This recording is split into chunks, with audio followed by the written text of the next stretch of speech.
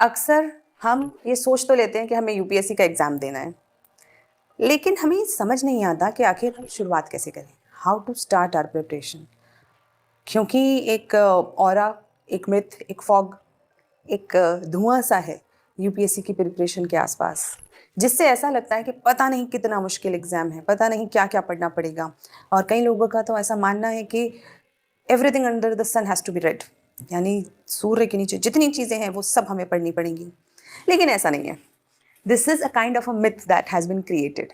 ये एक ऐसा मिथ है जो क्रिएट कर दिया गया है ताकि इस एग्ज़ाम की जो ग्रेविटी, जो इस एग्ज़ाम की जिसे कहते हैं ना भरकम पना है, वो बना रहे। ये वाली बात तो सही है कि पढ़ना तो बहुत कुछ होता है, एग्ज़ाम बहुत आसान भी नहीं है, लेकिन इतना मुश्किल भी नहीं है, इम्पॉसिबल भी नहीं है। बहुत सारे बच्चे आसानी से इसे पढ़ते हैं और इसे क्लियर भी करते हैं। Now the real question, how to start? Most of the time, when we think about UPSC, we are not very serious about it.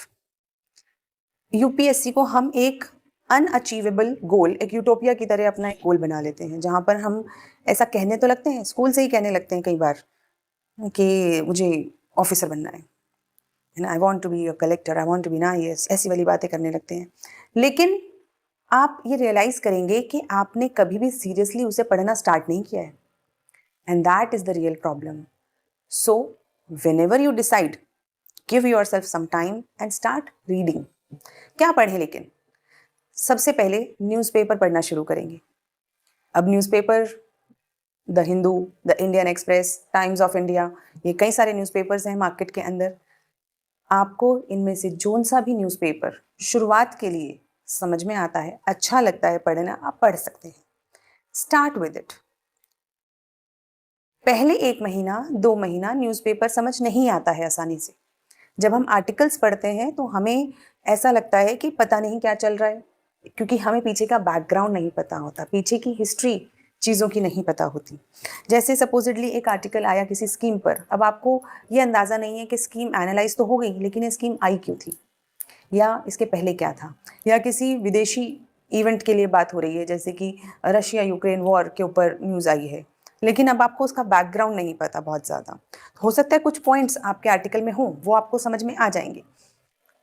इसलिए जब हम न्यूज़पेपर शुरुआत में पढ़ना चालू करते हैं तो किसी को भी पूरा समझ नहीं आता है, लेकिन धीरे धीरे धीरे जब हम कंसिस्टेंटली उसे पढ़ते रहते हैं, धीरे धीरे न्यूज़पेपर सेंस बनाने लगता है।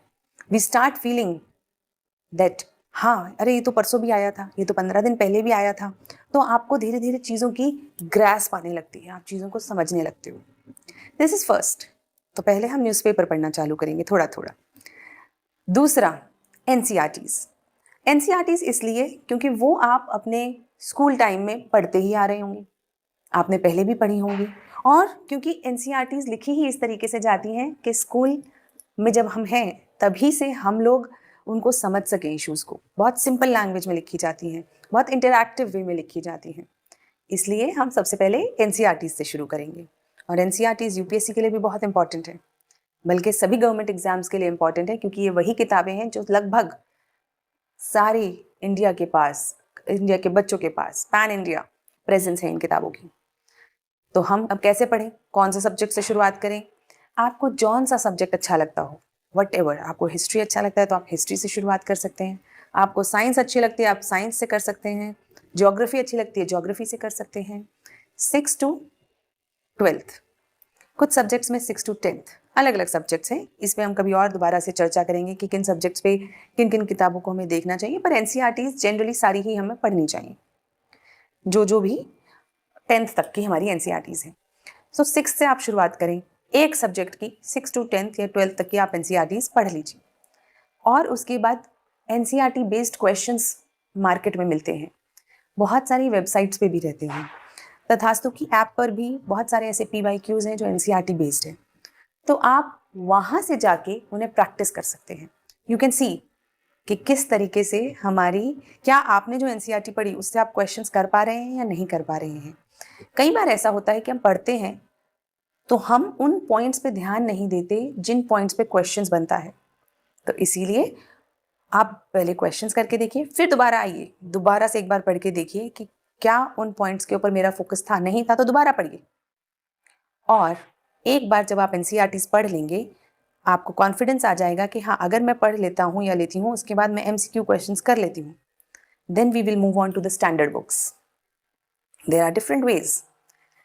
अगर आपको लगता है कि मुझे कॉन्सेप्ट समझने के लिए, मुझे अपने शेड्यूल को मैनेज करने के लिए टीचर्स, मेंटर्स की ज़रूरत है, तो आप इंस्टीट्यूट ज्वाइन कर सकते हैं। वहाँ पे आपको क्लासेस मिलती हैं, प्रॉपर टीचर्स मिलते हैं, तो आपका शेड्यूल स्ट्रीमलाइन हो जाता है। आपका एक डिसिप्लिन आ जाता है आपकी प्रिपरेशन के अंदर, क्योंकि आपने बहुत सारा काम आउटसोर्स कर दिया। समझाने का, पढ़ाने का, डाउट क्लियरेंस का, मेंटरिंग का, शेड्यूल बनाने का, ये सब काम आपने आउटसोर्स कर दिया बस। लेकिन फिर भी पढ़ना तो आपको ही पड़ेगा।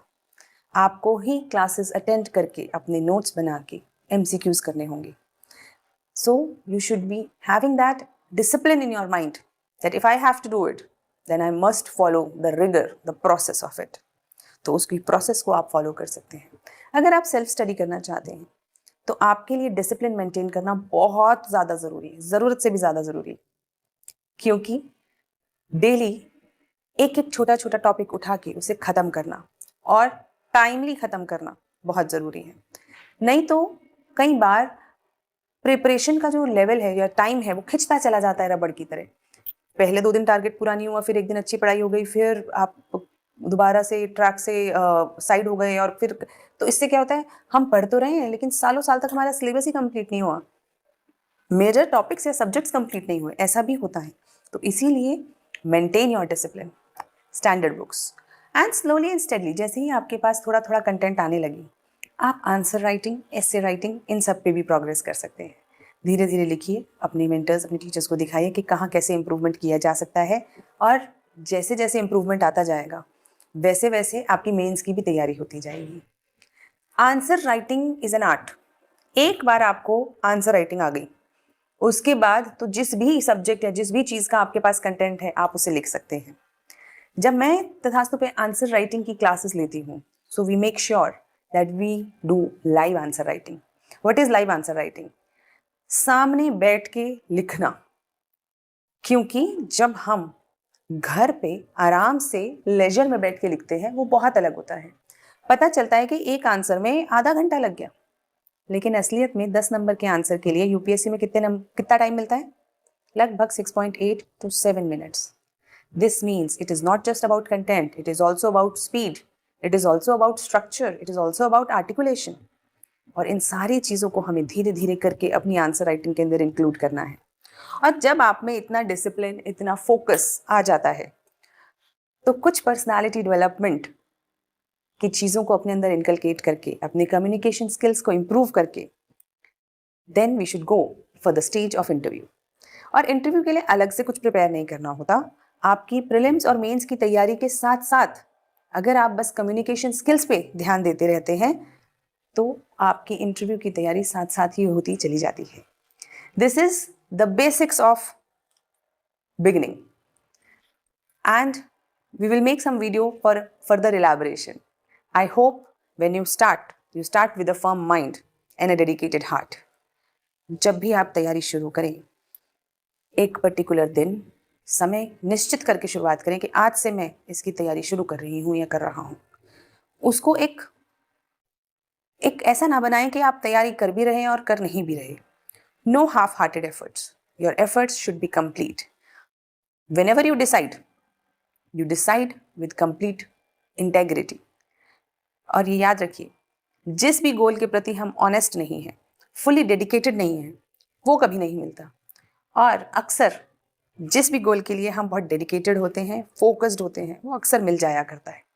सो first and the foremost thing is whether you really want to do it और you just want to say it.